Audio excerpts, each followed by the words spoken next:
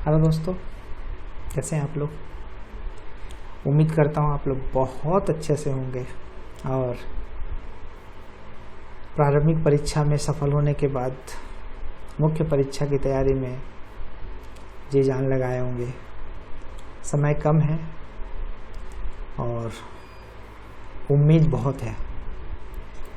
लगे रहिए, किसी भी टॉपिक को छोड़ने की ज़रूरत नहीं है। अगर टॉपिक छोड़ना है मतलब आप परीक्षा में आप सफलता से कुछ कदम पीछे चले जाएंगे और मैं तो यही चाहूँगा कि सफल होइए। आज मैं आप लोगों के सामने पेपर 4 पार्ट 2 मैथ्स के सेक्शन को लेकर आया हूँ और आज शुरुआत कर रहा हूँ मैं। सबसे पहले पिछले साल जो क्वेश्चंस हुए थे, पेपर में जो क्वेश्चन पूछे गए थे, उसका सॉल्यूशन मैं बताने वाला हूँ। इससे आपको एक आइडिया बन जाएगा और आप फुल मार्क्स कैसे ला सकते हैं, ठीक है। और इसी कड़ी में आगे एक बात और बताना चाहूँगा कि जो अभ्यर्थी तैयारी कर रहे हैं और तैयारी में थोड़ी भी कमियाँ, थोड़ी भी लग रहा है कि हाँ और अच्छा हो सकता है और मैथ्स अगर अच्छा हो जाता तो मैं उसमें मेरे स्कोर और अच्छे हो सकते हैं, और जो तैयारी कर रहे हैं जिनको ये नहीं लगता है वो भी अपने आप को रिवाइज कर ले, अपडेट कर ले तो अच्छा रहेगा। मैं 24 तारीख से लाइव क्लासेस कंटिन्यू करने वाला हूँ रात को 10 बजे से। इसका डिटेल आपको स्क्रीन पे दिख जाएगा। रजिस्टर होने के लिए आप हमसे संपर्क कीजिए व्हाट्सएप नंबर के माध्यम से और बाकी डिटेल्स आपको उसमें मिल जाएगा। तो चलिए स्टार्ट करते हैं मुख्य परीक्षा के पेपर 4 के भाग 2 का पिछले साल के प्रश्नों का उत्तर के साथ। चलिए, तो आप देख पा रहे हैं मेंस सेक्शन 1 में उत्तर की जो शब्द सीमा है कितनी है, आप देख पा रहे हैं कितनी है, 30 अंक, और अंक है सिर्फ 2, यानी स्पेस कम मिलेंगे। अब ऐसे भी मैथ्स के पेपर में स्पेस का थोड़ा प्रॉब्लम रहता ही है।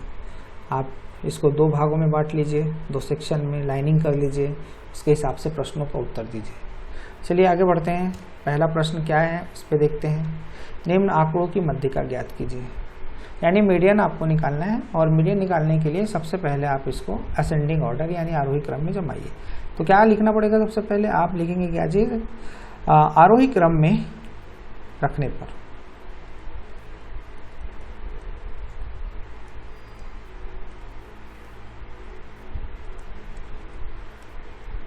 तो देखिए आरोही क्रम मतलब बढ़ते क्रम में आपको ले जाना है।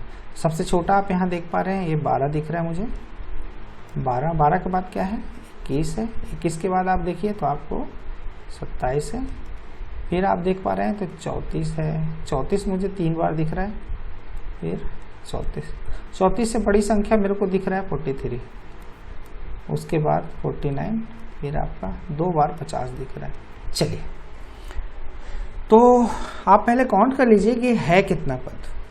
तो आप लिख सकते हैं 2, 2 4, 2 6, 2 8, 2 10, यानी आप क्या लिखेंगे, पदों की संख्या,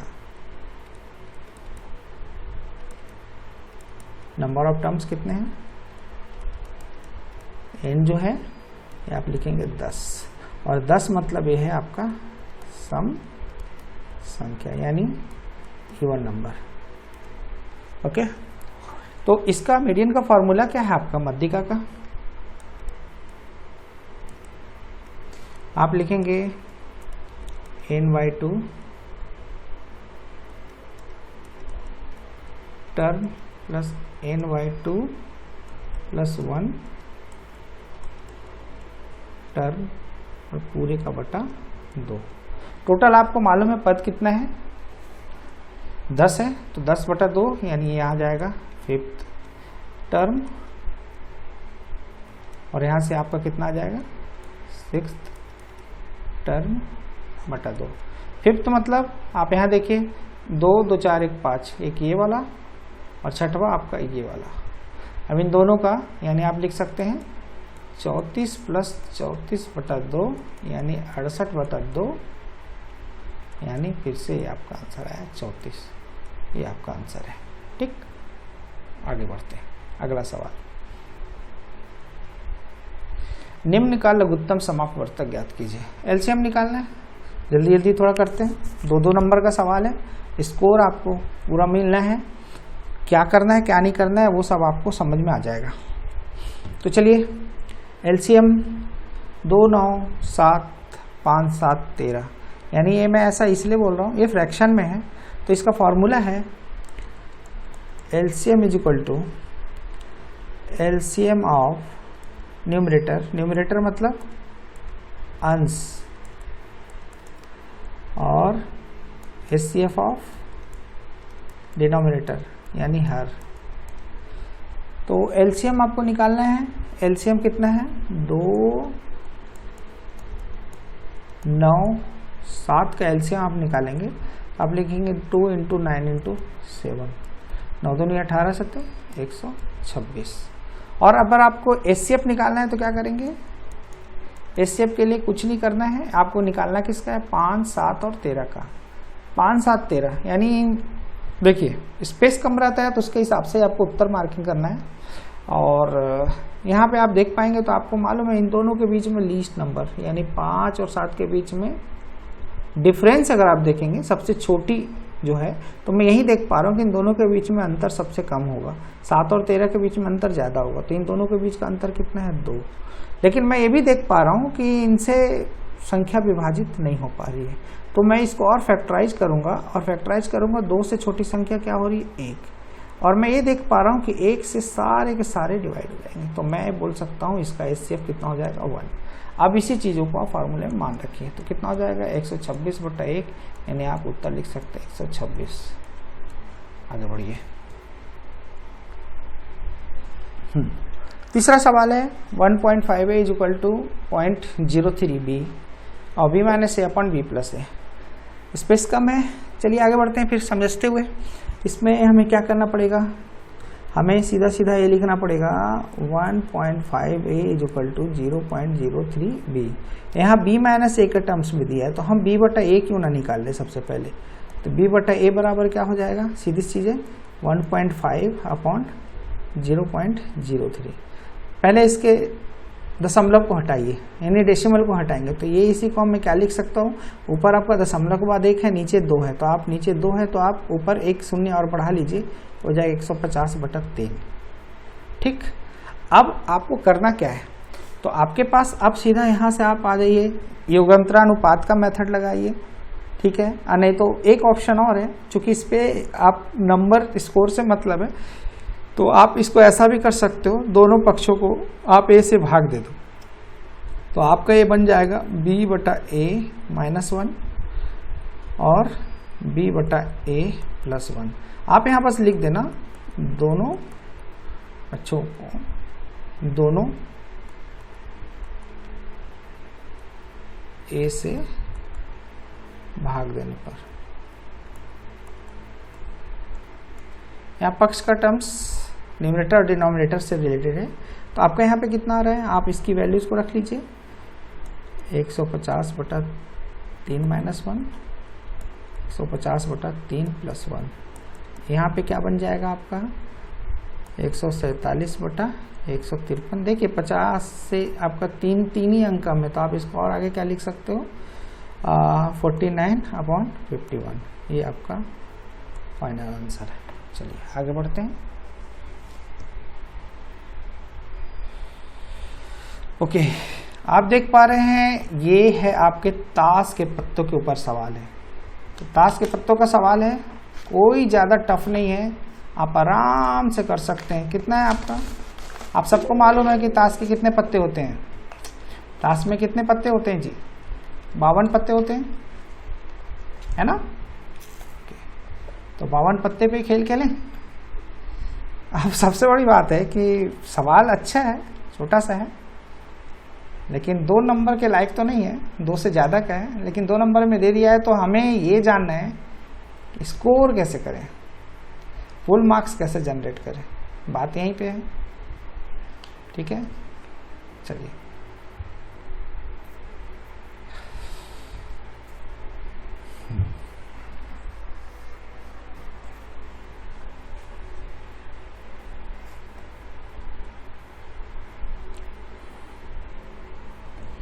2 नंबर का सवाल। ताश के पत्ते 2 cards are drawn at randomly from a well shuffled pack of 52 cards. Find the probability that both are red or queens. चलिए स्टार्ट करें। तो क्या करना पड़ेगा भैया हमें? सबसे पहले आप यहाँ पे लिख लीजिए, आपको निकालना क्या है, आपको मालूम होना चाहिए कि probability of event is equal to NE upon NS। अब NE क्या है और NS क्या है? NS मतलब 52 में से 2 पत्ते आपको निकालने हैं, ये आपका NS है। तो आप लिख सकते हो, क्या लिखोगे? 2 cards of 52 cards। यहाँ पे कितने हो रहे हैं? इसको मैं लिख सकता हूँ NS, और जाहिर चीज़ है A है, टोटल कितने हैं? 52 C2। इसको मैं सॉल्व करूँगा तो ये मेरा हो जाएगा 52 फैक्टोरियल फैक्टोरियल 2 फैक्टोरियल 52 माइनस 2। इसको सॉल्व करूँगा तो 52 गुना 51 बटा 2, और आगे बढ़ूँगा तो मेरा हो जाएगा 26 गुना 51, ठीक है। और इसको सॉल्व करूँगा तो 1 3 सीधा सीधा 2 6।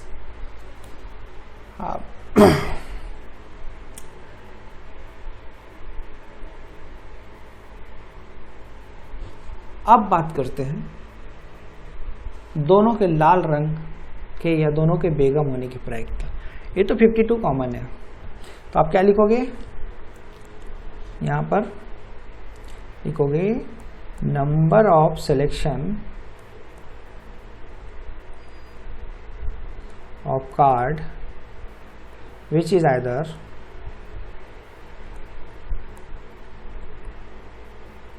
red or queen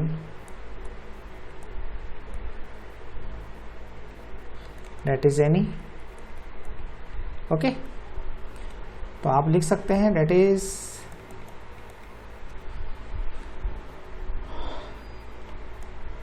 any is equal to, आपको देखिए और में दिया हुआ है, और मीन्स इंग्लिश हिंदी वाला और नहीं, इंग्लिश वाला और। या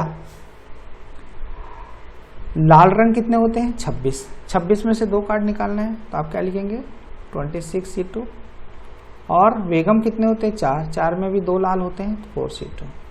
इसको सॉल्व कर लीजिए तो सीधा सीधा मैं आगे स्टेप, इतना पर डिटेल में जगह ही कम है, तो आप क्या लिखेंगे? सीधा सीधा आप लिखेंगे 26 गुना 25 बटा 2 और प्लस 4 गुना 3 बटा 2।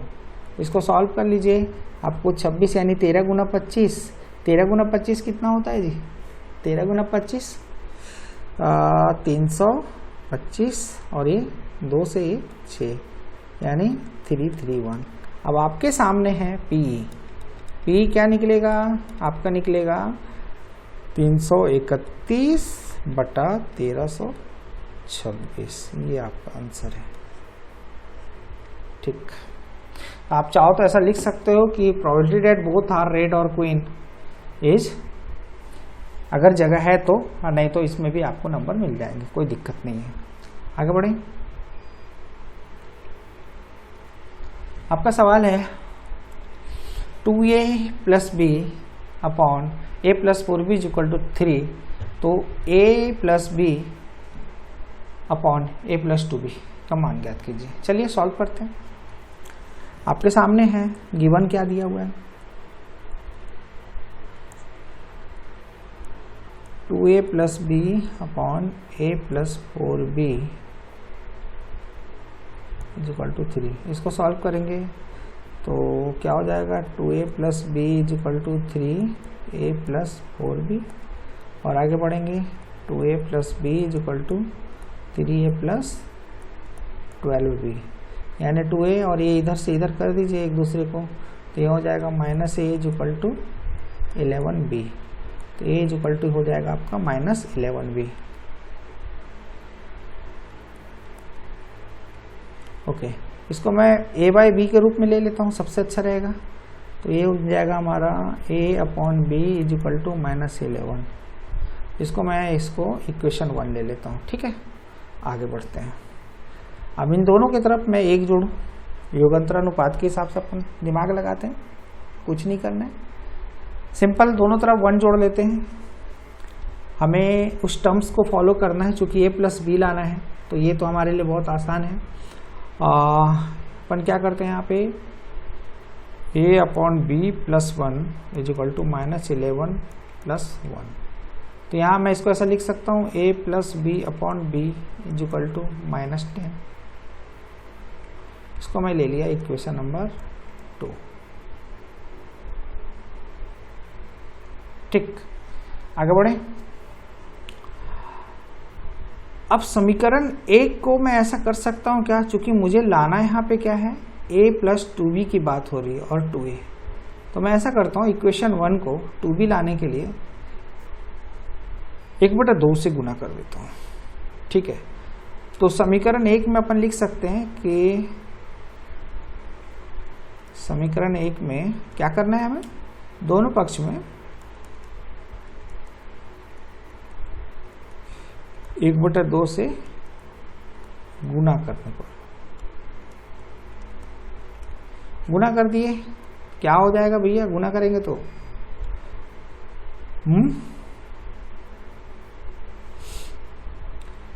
आपके पास है a upon 2b is equal to -11/2। समझ में कुछ आ रहा है? अब फिर वही काम करते हैं, चूंकि a प्लस 2b लाना है मुझे, तो +1 दोनों तरफ कर देते हैं। तो a अपॉन 2b प्लस 1 और -11/2 प्लस 1, तो क्या बन जाएगा, a plus 2b upon 2b is equal to, ये आ जाएगा 11 -11 में से 2 गया तो -9/2। ठीक है, अब हमें a प्लस 2b यहाँ नीचे है ये, तो मुझे क्या करना पड़ेगा, इसको मैं पलट देता हूँ, है ना। तो क्या हो जाएगा, इसको मैं ऐसा लिख सकता हूँ, इसको 2b upon a plus 2b is equal to -2/9। आगे बढ़े, यहाँ तक तो समझ में आ गया होगा। चलिए, इसको मैं ले लिया इक्वेशन 3। आगे क्या करना है, स्पेस का में बॉस बनाना तो पड़ेगा। ओके, तो इक्वेशन 2 और 3 को गुना कर दिए, तो मैं ऐसा लिख सकता हूँ, इक्वेशन 2 और इक्वेशन 3, इन दोनों को गुना कर दिए, तो क्या बन रहा है भाई, 2 को गुना किया तो मैं यहाँ पे बन रहा है हमारे पास, चूंकि ऊपर a प्लस बी है, मैं ऐसा लिख सकता हूँ a plus B upon B into 2b upon a plus 2b। इसकी वैल्यूज हमें मालूम है क्या है, इसकी वैल्यूज अभी a प्लस बी अपॉन यहाँ पे आपका -10 है और इंटू यहाँ पे कितना है, -2/9 है। ठीक है, अब यहाँ से b से b काट लीजिए।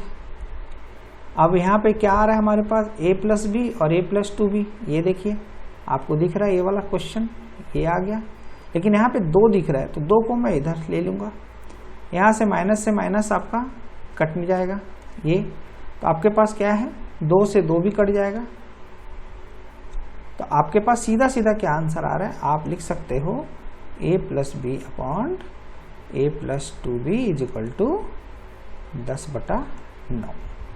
ये है आपका आंसर। चलिए आगे बढ़ते हैं।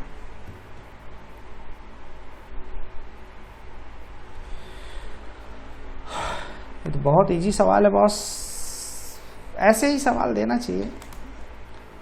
2 नंबर का सवाल है, कुछ नहीं है।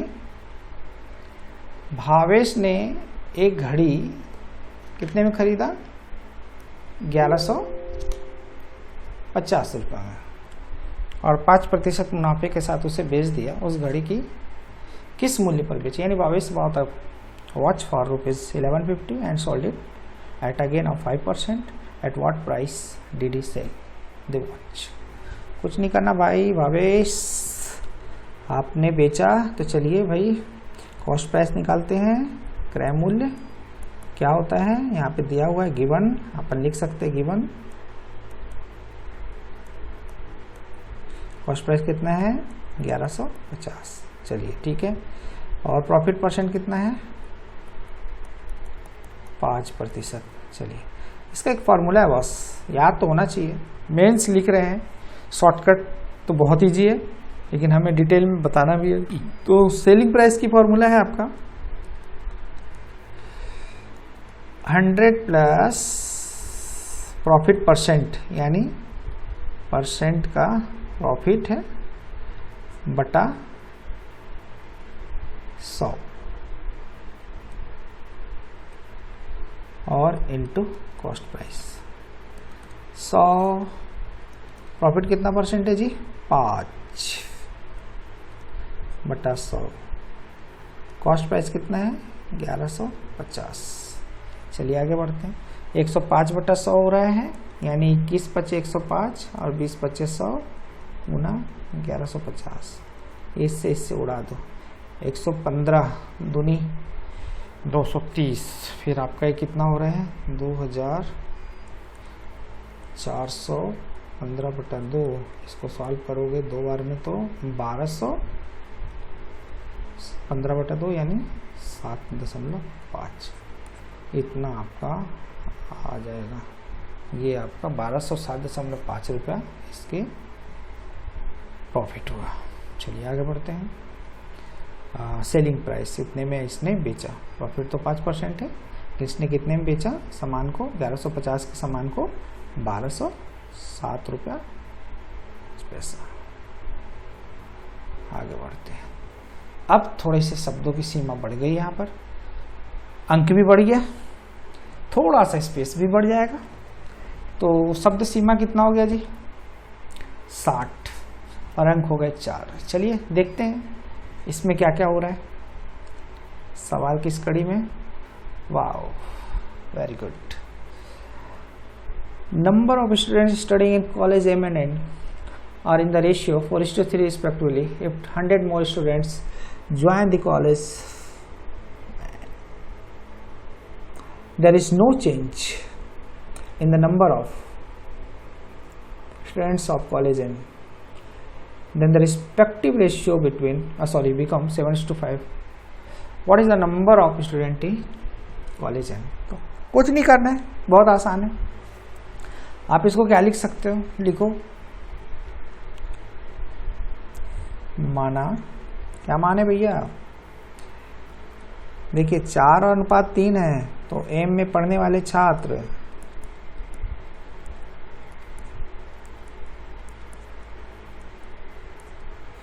को आप 4x मान लो, और n में कितने हैं जी, n में पढ़ने वाले छात्र को आप यहाँ पे दिया है 3x मान लो। ठीक है, देखो m में शामिल हो रहे हैं, n में शामिल नहीं हो रहा है। m में कितने शामिल हो रहे हैं 100, और रेशियो बिकम्स चेंज हो रहा है। तो चलिए अपन एक सीधा सीधा प्रश्न के हिसाब से अपन क्या बोल सकते हैं, प्रश्नानुसार अपन लिख सकते हैं 4x plus 100 upon 3x is equal to कितना 7:5। क्रॉस मल्टीप्लाई कर लीजिए तो कितना हो रहा है 5 और 20x plus 500 is equal to 21x। तो यहाँ x इज इक्वल टू क्या हो जा रहा है सीधा सीधा 500। चलिए जब x की वैल्यू 500 है और आपसे पूछ रहे हैं n में छात्रों की संख्या, अभी हमने कितना निकाला था n में छात्रों की संख्या को 3x, तो आप क्या लिख सकते हो सीधा सीधा n में छात्रों की संख्या बराबर 3x बराबर 3 इंटू 500 इज इक्वल टू 1500। ये आपका आंसर। आगे बढ़िए, अगला सवाल। Okay, the following pie chart shows the marks obtained by a student in an examination who scored 540 marks in all. Find the subject in which the student scored 108 marks. तो एक circle है भैया, और इस पूरे सर्कल की values कितना दे दिया है मार्क्स के रूप में 540 नंबर। कुछ नहीं करना है, पाई चार्ट है, पाई चार्ट के हिसाब से हम बात करते हैं। तो क्या बोलेंगे भैया, लिखिए क्या लिखेंगे, टोटल एंगल इक्वल टू, एक सर्कल के टोटल कितने एंगल होते हैं 360 डिग्री होते हैं। चलिए, और मार्क्स कितने हैं भैया, आप लिख सकते हैं 540 marks is equal to 360 degree.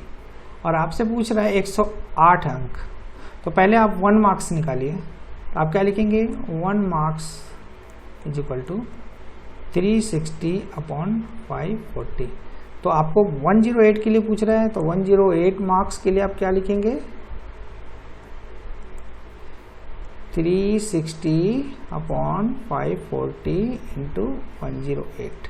कुछ नहीं है यार, ये 0 से 0 उड़ा दो, आप सीधा सीधा 2 9 2 और ये 18 दूनी 36, 18 दे 54, 2/3 गुना 108, ये से हो जाएगा 36, 36 दूनी 72 डिग्री। अब 72 डिग्री देखिए ये दिख रहा है मेरे को, ये वाला सोशल साइंस। तो क्या लिख सकते हैं, 72 डिग्री जो है ये 72 डिग्री बराबर कितने मार्क्स के बराबर हो गया, 108 मार्क्स के बराबर हो गया। तो आप लिख सकते हो सीधा सीधा social science is equal to 72 degree, ये आपका आंसर है। आगे बढ़े, ऊर्ध्व त्रिज्याभ्याम से हल करें। 321 को 452 से गुना करना है भैया, और बीजांक भी जांच करना है, कुछ नहीं है, वैदिक मैथ्स है। छोटा सा चीज़ आपको बताना चाहूँगा, कुछ नहीं है। अगर ऐसे 3 अक्षर का दिया हुआ है, 3 अंकों का, 1 2 3 1 2 3, मैं एकदम शॉर्ट बताने का प्रयास करूँगा। सबसे पहला स्टेप इसका जाएगा, दूसरे स्टेप में फिर वही लिख रहे हैं, इसका जाएगा, इसका जाएगा, ठीक। तीसरे स्टेप में फिर इसका, इसका, इसका, चौथे स्टेप में फिर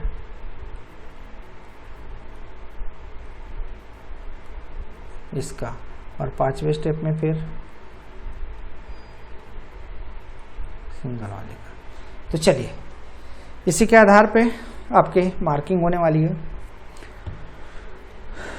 तो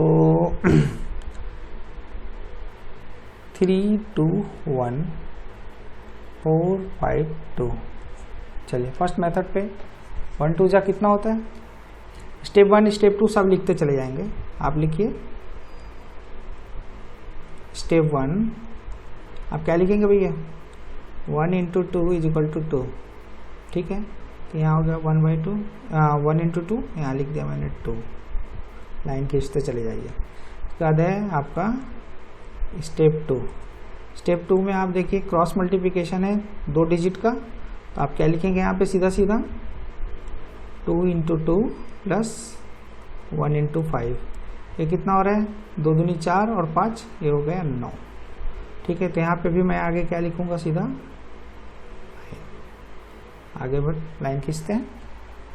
स्टेप 3 में चलेंगे तो आप देखेंगे क्रॉस मल्टीप्लिकेशन सबका है, क्रॉस पहले का आखिरी से इसका, लेकिन सेंटर का सेंटर टू सेंटर है। तो स्टेप 3 में चलते हैं, क्या करना है, आप वही चीज़ लिखिए।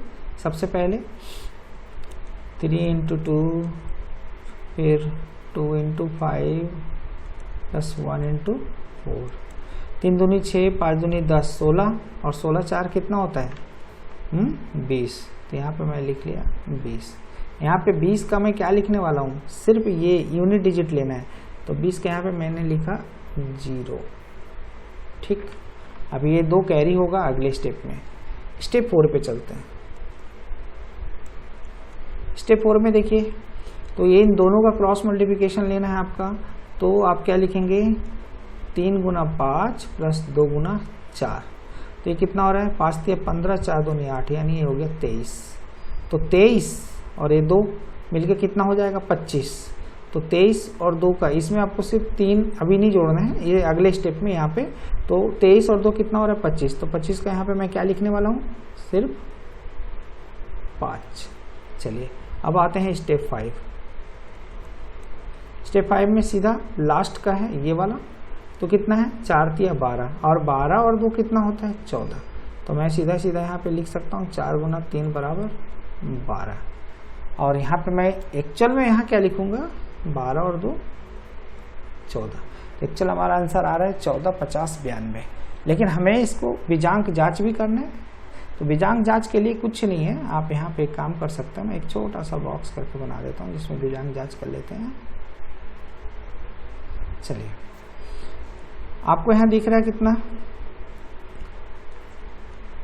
3 + 2 + 1 = 3 2 5 1 6, ठीक है। और इसका कितना जा रहा है, 4 + 5 + 2 5 4 9 2 11, यानी 11। ये कितना हो रहा है, गुना करोगे तो हो रहा है 66। और 66 का कितना हो रहा है, अगर आप पढ़ोगे तो 6 + 6, ये कितना हो रहा है 12। और 12 का क्या लिखेंगे, 1 + 2, ये हमारा क्या बनेगा 3, ठीक। अब आंसर को भी हम चेक कर लेते हैं। तो ये आ रहा है आपका, इसके लिए इसको मैं अगर लेके चलना चाहूँ तो ये यहाँ पे 1 + 4 + 5 + 0 + 9 + 2, तो 4 1 5 5 5 10 10 9 19 2 21, ये बन रहा है आपका 21। और 21 को मैं लिखूंगा 2 + 1 = 3, यानी यहाँ पे ये वाला भी 3 और यहाँ पे आपका अभी जो मैंने निकाला ये भी 3, यानी ये दोनों आपका बराबर है। तो आपका बीजांक भी आपने सही किया, तो आप लिख सकते 3 =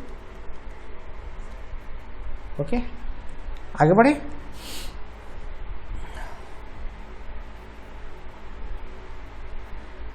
वाव, शब्द सीमा बढ़ गया बॉस,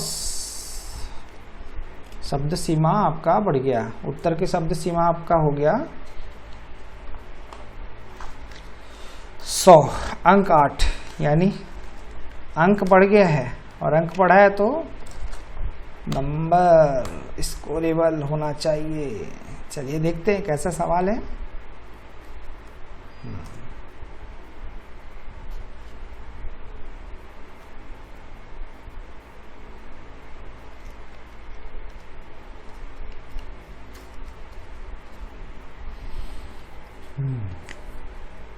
आगे बढ़े, सवाल,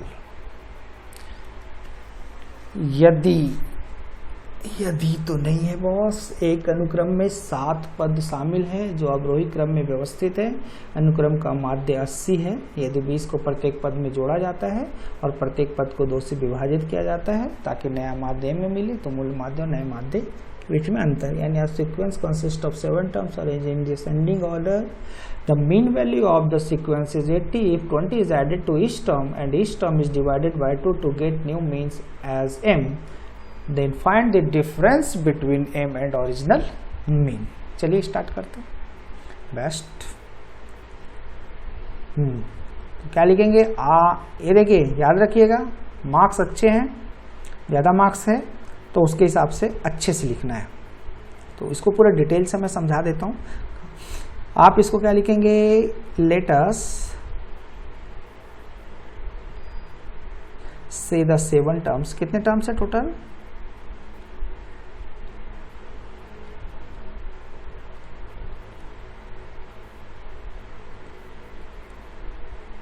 क्या क्या है, अपन कुछ भी मान सकते हैं। अपन ने मान लिया यहाँ पे A1 A2 A3 A4 A5 A6 A7।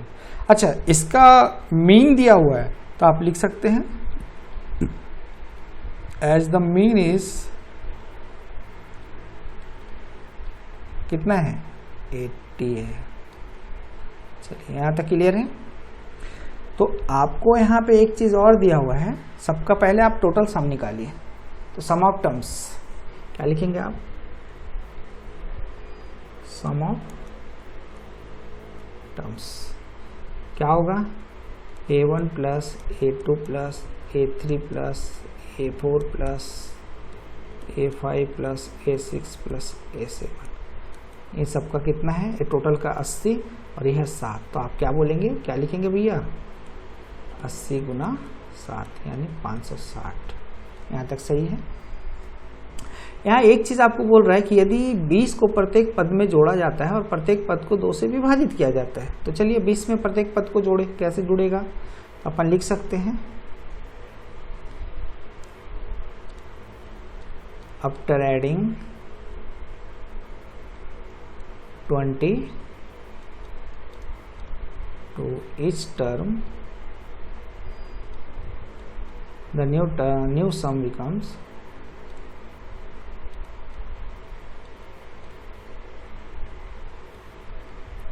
क्या हो जाएगा, a1 + 20, a2 + 20, ऐसे बढ़ते बढ़ते कितना जाएगा, a7 + 20। देखिए अभी आपको यहाँ पे मालूम है ना कि a1 + a2 + a3 सबका a7 तक की वैल्यूज कितनी थी, अभी 560 था, और ये 20 है तो 20 का 7 बार में गुना करोगे तो 20 सत्ते कितना होता है, 144 या 140। तो आप क्या लिखेंगे, 560 + 140, यानी टोटल हो जाएगा कितना, 700। कोई डाउट किसी को? अब आपको एक चीज और इसमें बोल रहा है कि प्रत्येक पद को 2 से विभाजित किया जाता है, यानी आपको क्या करना है, 2 से डिवाइड भी करना है। तो आप यहाँ ये चीज लिख सकते हैं, क्या लिखेंगे, after dividing each term by 2, the sum becomes, क्या हो रहा है, कैसा बन रहा है, a1 + 20/2, a2 + 20/2, ऐसे ही बढ़ते बढ़ते कितना जाएगा, a7 + 20/2। अभी हमने a1 + 20 की वैल्यूज कितना निकाला था, 700। तो ये इस कड़ी में कितना हो जा रहा है, 700/2, यानी कितना हो रहा है, 750, 350। अब 350 किसके लिए है भैया, इसके मीन भी निकलेगा ना, नया मीन तो यही आ रहा है, लेकिन टोटल कितने, 7। तो आप क्या लिख सकते हैं, यही तो आपका नया मीन है m, तो न्यू मीन आप लिख सकते हैं, न्यू मीन m = 350/7। 7 क्यों, क्योंकि टोटल 7 है, तो 7 × 5 = 35, यानी हो गया 50। यहीं पे सवाल खत्म नहीं हुआ है बॉस, अभी बोल रहा है कि find the difference between m and original mean. तो ओरिजिनल मीन और इसमें आपको डिफरेंस भी तो पूछ रहा है, तो चलिए लिख लेते हैं, डिफरेंस बिटवीन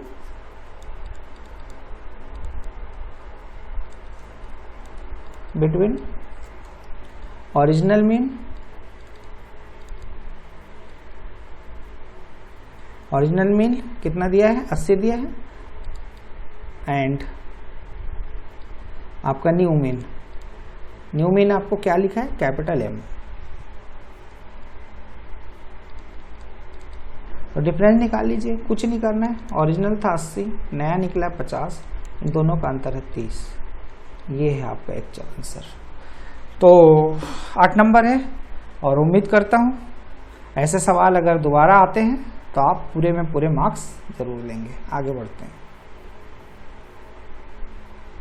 वाह, बोट एंड स्ट्रीम। चलिए बढ़ते हैं आगे। नदी, धारा, नाव।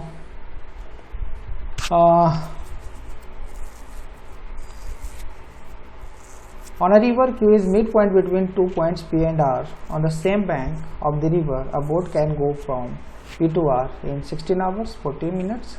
It can go and return back from P to Q in 12 hours. How long would it take to go from R to P? चलिए शुरू करते हैं। तो सबसे पहले यहाँ पे हमें ये दिख रहा है कि P और R का मध्य बिंदु Q है, और आपका यहाँ पे P से R, P Q R। तो एक अपन लाइन ड्रॉ करते हैं, इससे ज़्यादा आसान होगा समझना।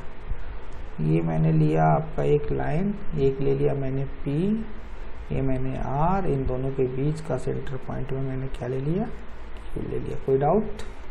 आगे बढ़ते हैं। तो P से R तक का समय टोटल आपका कितना है, आप देख रहे P से R, तो आप लिख सकते हैं P से R तक समय है, कितना ले रहा है, 16 घंटा 40 मिनट P से R तक, ठीक है। और P से Q तक कितना है,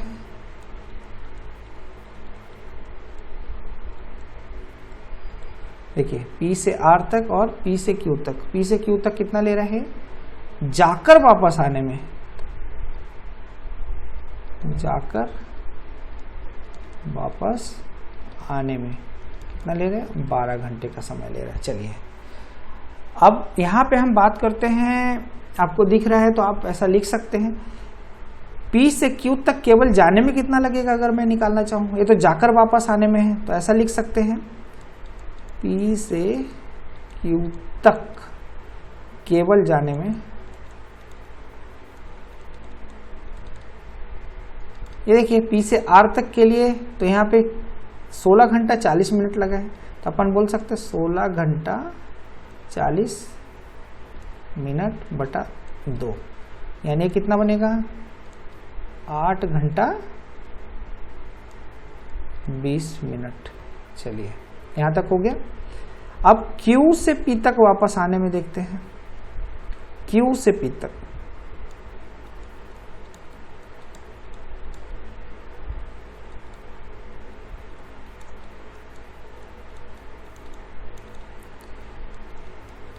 बारह घंटे में से आप इसको घटा दीजिए 8 घंटे 20 मिनट को, तो ये कितना जाएगा आपका 12, 3 घंटा 40 मिनट बनेगा।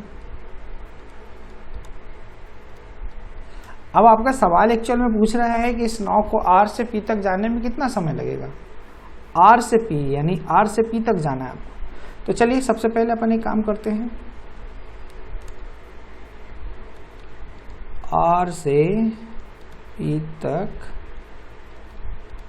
जाने में लगा समय, यहाँ पे आप देखिए क्या दिख रहा है, QP ले, QP इज इक्वल टू, ये देखिए QP बराबर यहाँ से कितना आ रहा है, इसका आधा, तो अपन लिख सकते हैं 1/2 RP, हमें RP निकालना है, तो मैं यहाँ लिख सकता हूँ RP बराबर 2 × QP। अभी QP हमने निकाला था, कितना था 3 घंटा 40 मिनट, तो मैं लिख सकता हूँ 2 ×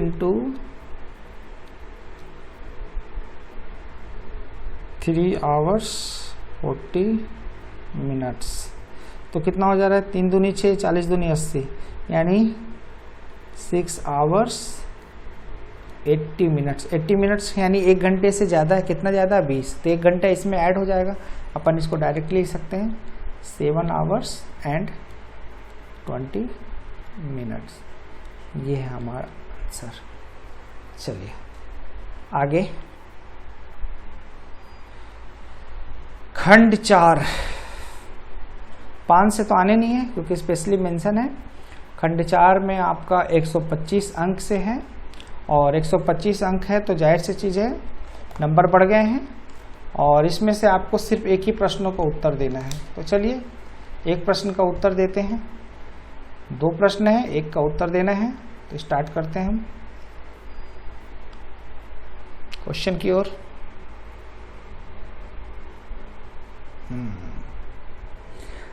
थोड़ा सा छोटा दिख रहा है।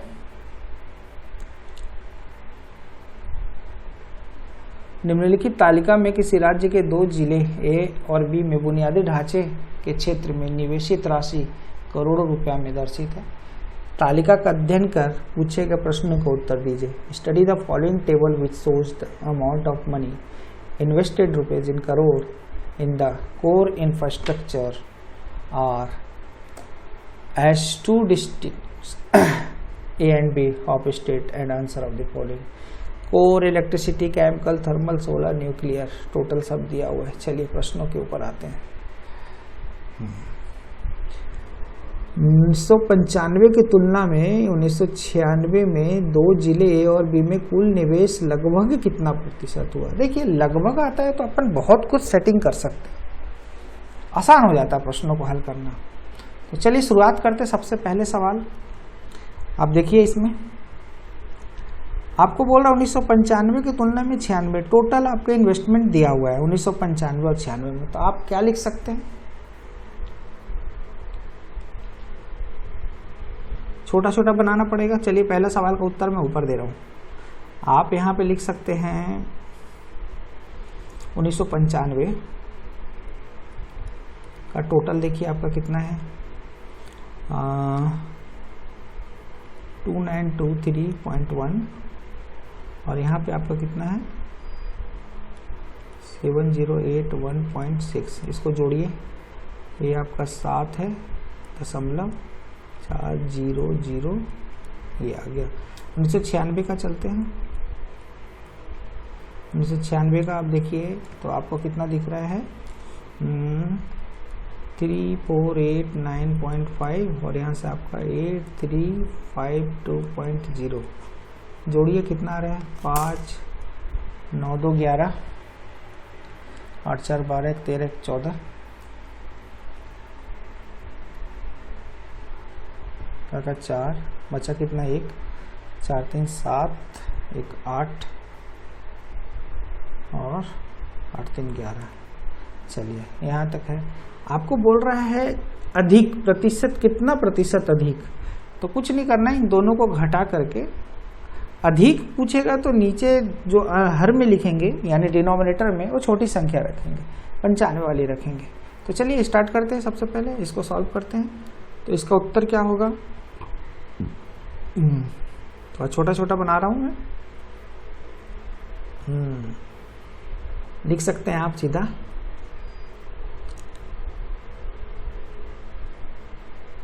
ग्रोथ इज इक्वल टू, मैं सीधा लिख रहा हूँ 1184.5 माइनस 1004.7 ऑन 1004.7 इंटू 100। अब देखो इसको सॉल्व करेंगे तो ये कितना जा रहा है, ये करीब करीब आएगा मेरा ये आपका 15 में 7 गया, 7 ठीक है। चलिए 183.6 अपॉन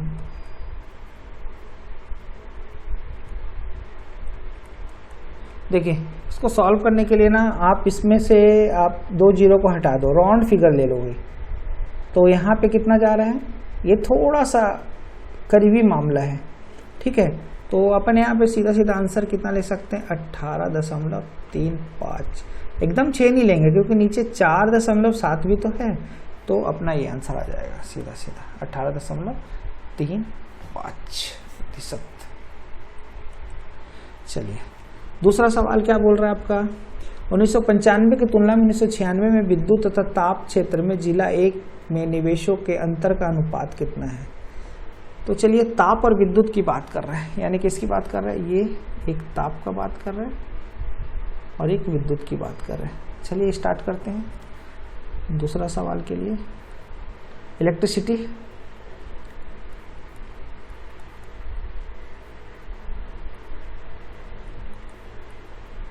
इलेक्ट्रिसिटी पे कितना है आप देखिए, ये है 1054.2 और ये कितना है आपका इधर 815.2। इसको घटाओ कितना आ रहा है, ये 0, ये आपको कितना है 9 3 239.0। और थर्मल का देखते हैं अपन। थर्मल के लिए आपका कितना जा रहा है, आप लिख सकते हैं 632.4 और यहाँ से कितना है आपका 565.9। तो घटाओ कितना आ रहा है, यहाँ से आएगा आपका 5, यहाँ से आपका कितना आ रहा है 6 और यहाँ से आपका 6 आएगा 66.5। आप इसका रेशियो निकाल लो तो आप इसको आगे ऐसे ही सॉल्व कर लो। मैं शॉर्ट में लिख रहा हूँ, जगह कम है। E upon T is equal to, E कितना है 239 और यहाँ पे कितना है आपका 66.5 दशमलव है, तो इसको हटा दो, 1 0 यहाँ पे बढ़ा दो, पहले ही बढ़ा देता हूँ मैं, इसको यहाँ काट दे रहा हूँ। तो यहाँ से आप इसको काटो तो कितने बार में कट रहा है आपका, ये कट जाएगा 5 से डिवाइड करो, 5 से डिवाइड करो तो आपका ये आ जाएगा 133 और ऊपर कितना आ जाएगा 5 चौ 20 और 5 सत्ते 35 और 5 अठी 40, 478। ये आपका इसका रेशियो है। तो आप लिख सकते हैं इसका रेशियो 478:133, यानी आपका आंसर आ रहा है इसका 478:133। ये हो गया इसका आंसर। ठीक है, ये पहले का आंसर हो गया, ये दूसरे का आंसर हो गया। चलिए अब तीसरा देखते हैं। जगह कम है तो उसके हिसाब से सॉल्व करते हैं। 1995-96 में जिला बी में कुल निवेश उन्हीं वर्षों में जिला ए के कुल निवेश का लगभग कितना गुना था। चलिए बनाते हैं। 95-96 में जिला बी का कुल निवेश, तो आप देखिए पहले तो जिला ए और जिला बी की बात में हम देखते हैं।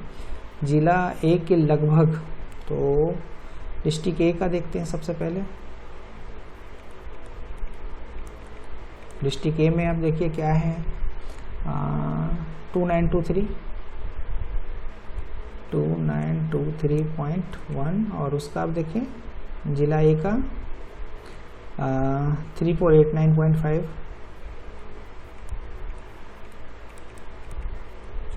दोनों को आप देखिए जोड़िए, 5 1 6 9 3 12 8 2 10 11 9 4 13 1 14 6 4 2। ठीक, अब जिला बी का देखते हैं, डिस्ट्रिक्ट बी। इसको मैं पार्टीशन कर दूं कि आपको आसानी से समझ में आए कि किसका किसका सवाल का मिक्सअप ना हो आपको। अब यहाँ पे बात करते हैं डिस्ट्रिक्ट बी। डिस्ट्रिक्ट बी पे आते हैं। यहाँ कितना दिया है 8352, और यहाँ पे कितना है 7081.6।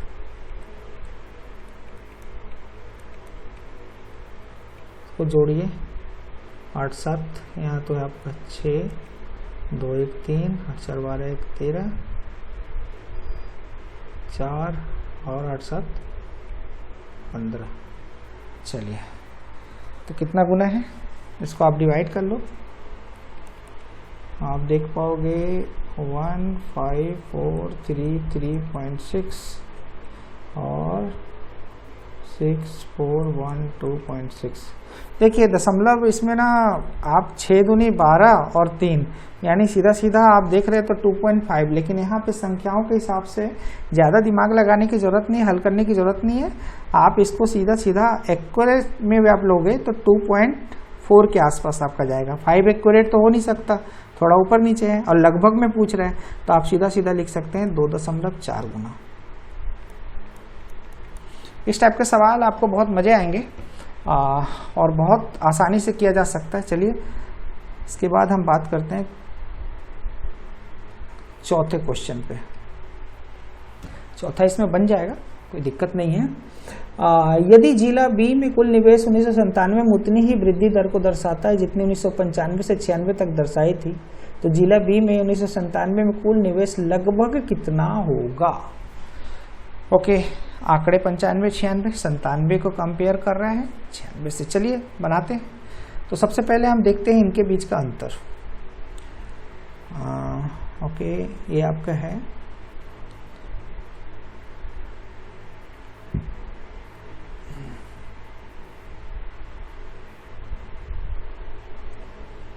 ये देखिए कितना है 8352। ठीक है, इसको किससे घटाएंगे आप 7081.6 बटा डिफरेंस कितना, चूँकि आपको ग्रोथ दिखाना है तो छोटी संख्या से आप डिवाइड करोगे। 7081.6 इंटू 100 कर लीजिए, तो ये कितना आ रहा है आपका। इसको आप डिफरेंस करोगे तो ये 10 में से 6 गया 4, यहाँ से 4 पॉइंट गया, ये आपका इसका ये आप सीधा यहाँ से आ गया 0 और यहाँ से आ गया 7 2 1 और यहाँ से आपका 7081.6 इंटू 100। चलिए, तो ये कितना कितना जा रहा है, करीब करीब मैं इसको लेके चलूँ अपना शॉर्ट ट्रिक, तो ये आपका जा रहा है करीब करीब 17.9%। इसको राउंड फिगर में आप कितना लोगे, बराबर करोगे तो ये 18% के आसपास जा रहा है, लगभग है, आपसे लगभग की बात कर रहे हैं। अब 18% ग्रोथ कर रहा है तो इसको मैं ऊपर लिख देता हूँ। अब तो कोई दिक्कत नहीं है, सीधा यहाँ पे जहाँ जगह खाली है मैं यहाँ लिख दे रहा हूँ 18% ग्रोथ का मतलब क्या हुआ, किसके ऊपर 18%, ये वाले के ऊपर। तो अपन लिख सकते हैं 8352 इंटू 18% का मतलब सीधा सीधा 118% हो जाएगा, यानी 8352 गुना, देखिए 18% ज़्यादा है, यानी इस संख्या से ये ज़्यादा है, तो कितना हो रहा है आपका 118/100। इसको सॉल्व कर लीजिए तो जो आएगा आपका आंसर आएगा, कितना आना चाहिए, इसको अगर मैं काटूँ पीटूँ तो करीब करीब जाएगा 118, 118 ही ज़्यादा है, 100 से कट रहा है, तो लमसम मैं ले सकता हूँ 18 गुना ज़्यादा, करीब 18% के ये बन जाएगा करीब, हम लिख सकते हैं लगभग 9855.36, ये कुछ आंसर आएगा इसका। तो उम्मीद करता हूँ कि आप लोग को ये वीडियो बहुत पसंद आया होगा, और चैनल को सब्सक्राइब कीजिए, जुड़े रहिए। मैथ्स में स्कोर करना है तो दुविधा की स्थिति में ना बनिए और कंटिन्यू क्लास को कीजिए। ओके, तो अब अगले कड़ी में हम इसके पहले जो आए हुए क्वेश्चन है उसको भी मैं आपको बता दूंगा, और बुधवार से क्लास का ध्यान रखेंगे। Okay, bye.